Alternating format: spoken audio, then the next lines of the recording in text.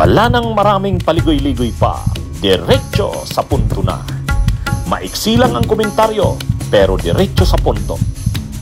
Maraming kuro-kuro, may tiwali, may totoo.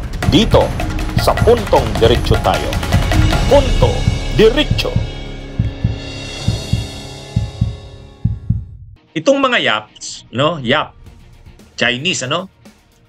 Imagine niyo, sinabi mong Cordillera, may mga tribu dyan. May mga Kalinga, Apayao, Ifugao, Igorot. O yan. Yan ang ano na yan. Cordillera.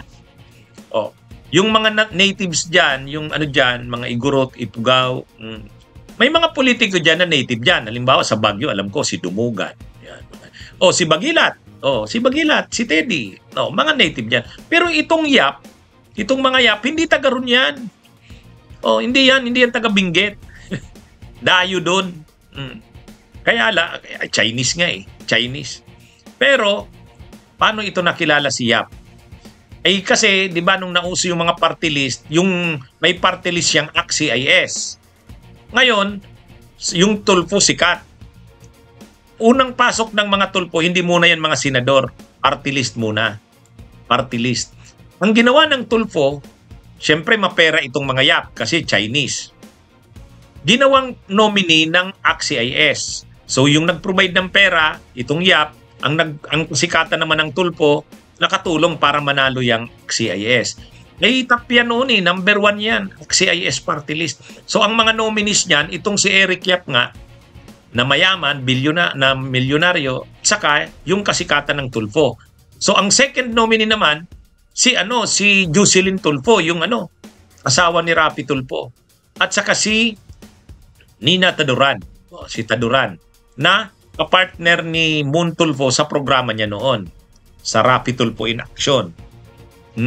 Kaya isumpong mo ba yung kay Tulfo? Basta sa Tulfo, si Nina Taduran. So sila yung mga mga umuupo noon sa AXIS. AXIS, hindi ACT Teachers. ACT Teachers, Makabayan Black yan. So ngayon, nung panahon na yan, ng Duterte, itong si Eric Yap, best friend ni Pulong. Ginawa siyang House Appropriations Committee Chair. House Appro. Parang kung ngayon kay Marcos at kay Romualdez, ang Appropriations Committee Chair ay si Saldico.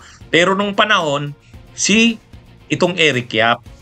Kaya ma-influensya itong Eric Yap noon kasi AXIS party list, Tulfo, ay ang Tulfo noon nakadikit din sa Duterte. Ay di ba spokesperson pa noon ni Duterte si Erwin Tulfo? So ngayon, pagdating naman sa mga nominees ng party list na yan, itong si Eric Yap saka si Jocelyn Tulfo, yung asawa ni Rapi Tulfo. Ma-influensya sila noon sa Kongreso. House Appropriations Committee Chair ito. Kaibigan ni Pulong. Kaya nga si Pulong nabigyan ng 51 billion dahil ang Appropriations Committee Chair itong si Eric Yap. Si Eric Yap. At marami ring proyekto itong si Eric Yap. Siyempre, alam nga namang House Appropriations Committee Chair ka. Di siyempre marami kang proyekto. Yung rock netting project, di ba? Yung rock netting, yung controversial na rock, na billion-billion yon na alam yan ni Magalong. Involved dyan, ito yan, project yan ito ni Eric Yap. Ay naging sobrang yaman itong mga Yap na ito. Pagdating nung sumunod na eleksyon, hindi na siya nagpa-nominee ng party list. Si Eric Yap, tumakbo na siyang congressman ng Benguet. So nanalo siya, congressman ng Benguet. Yung kapatid niya, yung Edvic Yap, siya na ngayon ang nominee sa party list ng AXIS.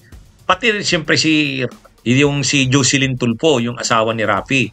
Kaya ngayon, ang AXIS party list, yung Edvic Yap, kapatid nito ni So, kahit dito sa panahon ni PBBM, ni Marcos, grabe pa rin ang hawak nitong project sa flood control. Mayroon silang construction company, yung Silver Wolves Construction. Ayan. Kaya 15 billion yata. 15 billion mula 22 to 25. Kaya panahon ni Duterte na mayagpag na itong sila Eric Yap. Panahon ni PBBM, ganun din. Ganun din. Kasi nandyan pa rin naman yung kanilang party list na AXIS, congressman na siya ng Benguet. Kahit hindi naman siya taga ron, kahit siya, hindi siya kasama sa mga tribo doon, Chinese eh. Pero nanalo, siyempre mapera. So ngayon, kasama itong mga Yap na ito sa mga kontrobersyal na nai-involve sa flood control. Kasi yung mga flood control projects ng Cordillera, ng Ilocos, itong sila Yap sa pamamagitan ng kanilang construction company na Silver Wolves. Kaya ngayon, kinasuhan ito. Itong sila Yap. At may order na ang Court of Appeals na i-freeze ang kanilang mga assets. Si PBBM mismo ang nag-announce kanina na ilang accounts yun, ilang bank accounts, ang 200 yata, mahigit na bank accounts na freeze. At saka mayroon din itong mga private choppers, helicopter, saka eroplano. Parang parang Saldico. Na rin yun, naka-freeze din yun. Kaya itong magkapatid na Yap, Edvic Yap, CIS party list yan, at saka si Eric Yap, congressman ng Benguet, dating Appropriations Committee Chair nung panahon ni Duterte, kaibigan ni Pulong, yun, na-freeze ngayon ang mga assets. Malamang makakasuhan din, makukulong. Involved din ito doon sa rock netting, billion-billion din yung pera doon na involved. Anyway, tama naman yan na itong mga ganito ay mapanagot sa kanilang mga pinagagawa. Kasi grabe. Panahon ni Duterte, nagpakayaman na sila ng matindi. Ngayon na naman sa kay Marcos, nagpayaman sila at flood control na naman.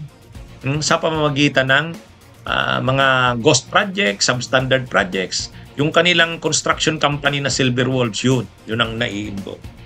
Mayroon pa nga itong mayroong paper trail ito, money trail, na yung mga diskaya nag-deposit sa account nila.